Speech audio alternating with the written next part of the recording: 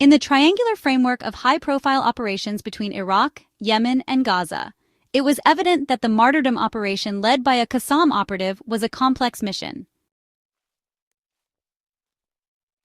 During this operation, the operative eliminated a sniper and his assistant. An hour later, disguised in an Israeli military uniform, he managed to detonate himself with an explosive belt, targeting a group of 6 soldiers. This was clear evidence of Gaza's involvement, preceded by drone cover.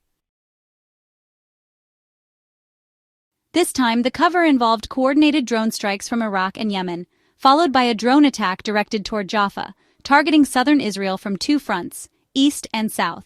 Subsequently, there was another drone strike directed at Jaffa. This layered and complex operation was managed on the ground by the Al-Qassam brigades, in collaboration with Iraqi and Yemeni resistance. It provided aerial drone cover for operations that targeted 3 significant objectives. The primary objective was the consistent effort to isolate Eilat, aiming to prevent Israel from benefiting from its Red Sea access. This objective remains active, as Yemen's success in maritime operations continues to ensure Eilat remains operationally paralyzed. The targeting of Eilat's port facilities, both naval and commercial, symbolizes the broader goal of neutralizing Israel's Red Sea presence.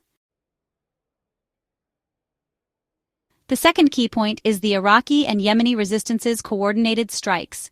Since the beginning of the Al-Aqsa flood operation, Iraqi and Yemeni forces have worked in synergy to achieve overwhelming success.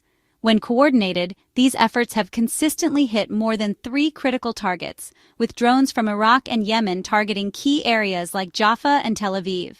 This strategic alignment underscores a new phase of high-caliber aerial and ground operations against Israel.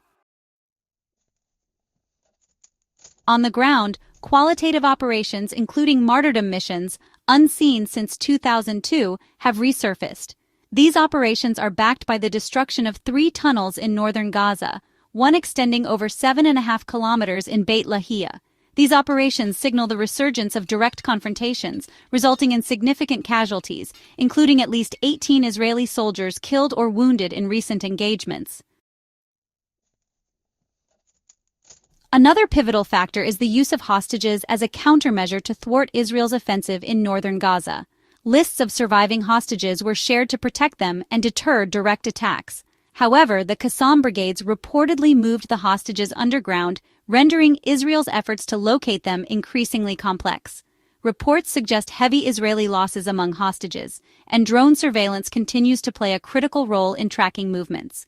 Yet, the potential for full liberation of hostages remains uncertain, with current estimates suggesting only a 75% likelihood of achieving objectives under the so-called General's Plan. Additionally, Israel's efforts to neutralize Gaza's tunnel network, particularly around Jabalia and Beit Lahia, have achieved limited success.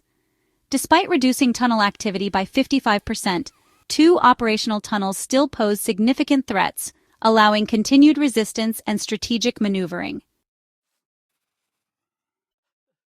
The escalation of martyrdom operations, coupled with intensified drone strikes and strategic coordination, places Israel under mounting pressure.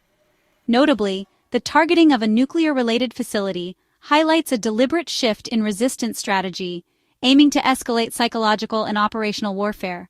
As martyrdom missions evolve, the resistance aims to maximize Israeli losses, ensuring sustained operational and psychological pressure. In summary, the resistance's strategic use of martyrdom operations, drone strikes, and hostages highlights a transformative phase in the conflict, signaling a shift toward sustained multi-front confrontations against Israel.